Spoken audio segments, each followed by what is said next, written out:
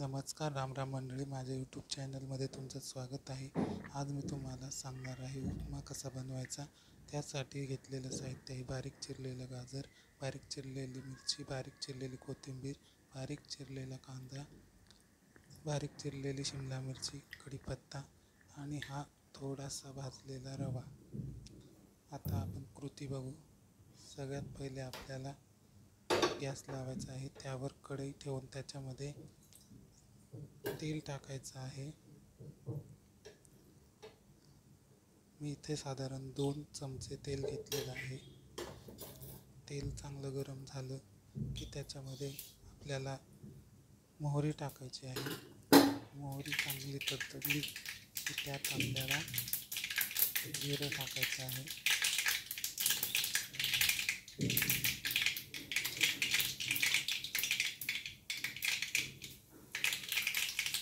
इथे मी जिरं टाकलेलं आहे.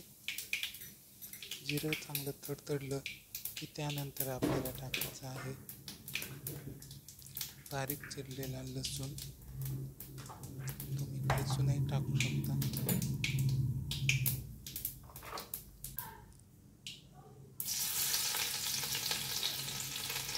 लसूण चांगला परतून घ्यायचा आहे.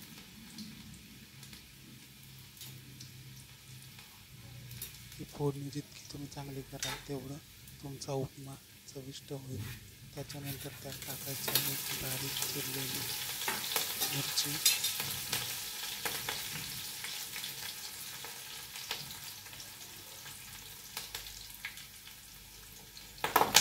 टाकायचा आहे कढीपत्ता,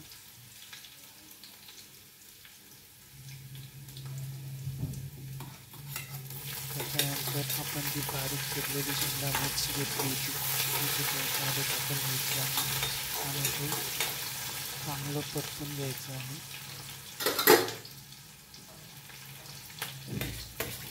त्याच्यानंतर त्यात आपण टाकणार आहे बारीक चिरलेला कांदा.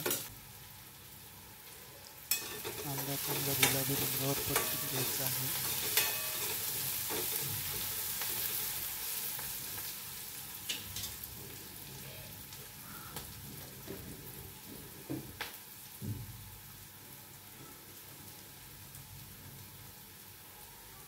कांदा परतताना त्यात थोडंसं मीठ टाकलं तर तो लवकर परतला जातो.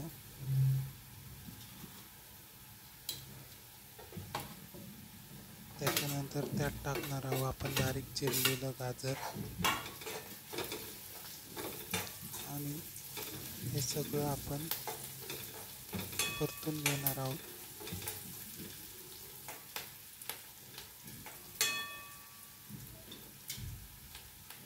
यामध्ये गाजर चांगले परतून घ्यायचे आहे जेणेकरून त्याचा कच्चेपणा जाऊन ते मऊ होईल. त्याच्यानंतर आपण याच्यात थोडं मीठ टाकणार आहोत. आपल्या चवीनुसार आपल्याला पाहिजे तेवढे आपण टाकू शकतो. मी थोडाच करणार आहे उपमा, त्यामुळे साधारण अर्धा चमचा मीठ टाकलेला आहे. तुम्ही तुमच्या स्वादानुसार टाकू शकता. नंतर याचा घ्यायचा आहे 1 ग्लास पाणी. पाण्याचा अंदाज तुम्ही किती रवा घेतला आहे त्यावर अवलंबून असणार आहे. मी साधारण 1 वाटी रवा घेतला होता म्हणून मी 1 ग्लास पाणी टाकलं आहे. तुम्ही तुमच्या रव्याच्या प्रमाणावर पाण्याचे प्रमाण ठरवू शकता. त्यानंतर याला चांगली उकळी आणायची आहे. चांगली उकळी आली की त्यात शेवटी आपण भाजलेला रवा टाकणार आहोत. इथे तुम्ही बघू शकता खळखळून उकळी आलेली आहे. यात आता आपण रवा टाकणार आहोत.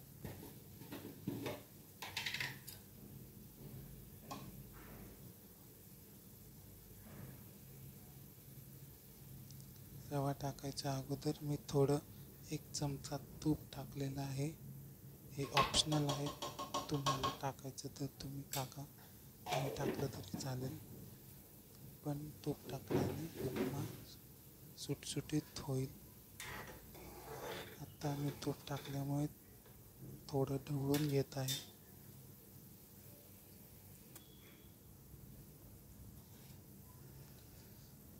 आता मी याच्यामध्ये रवा टाकतो आहे.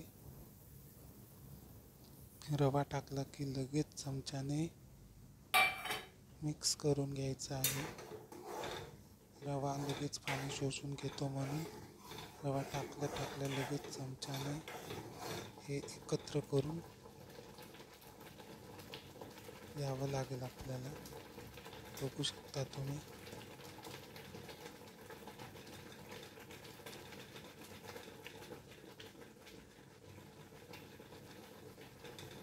उपमा चांगला शिजवून घ्यायचा आहे.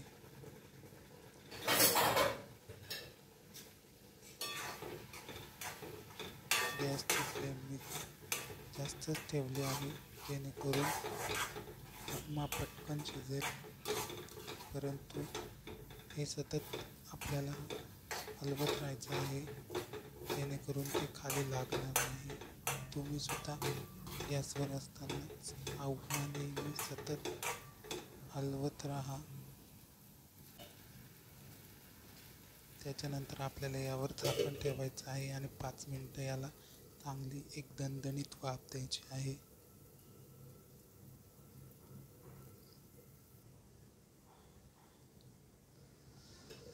आता 5 मिनिटं झाले आहेत. बघू शकता तुम्ही आपला उपमा शिजलेला आहे, तयार आहे खाण्यासाठी. त्यानंतर सगळ्यात शेवटी याच्यात आपण भाजलेले शेंगदाणे टाकणार आहोत आणि वरतून थोडी कोथिंबीर टाकणार आहोत.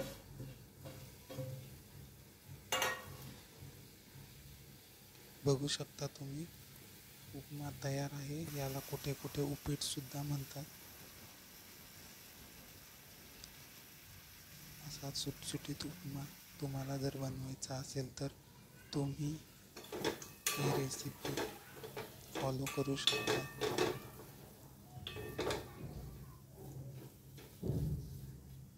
नंतरून एकदा हलवून घ्यायचा आहे आणि मग तुम्ही हा झाकून ठेवून सर्व करू शकता.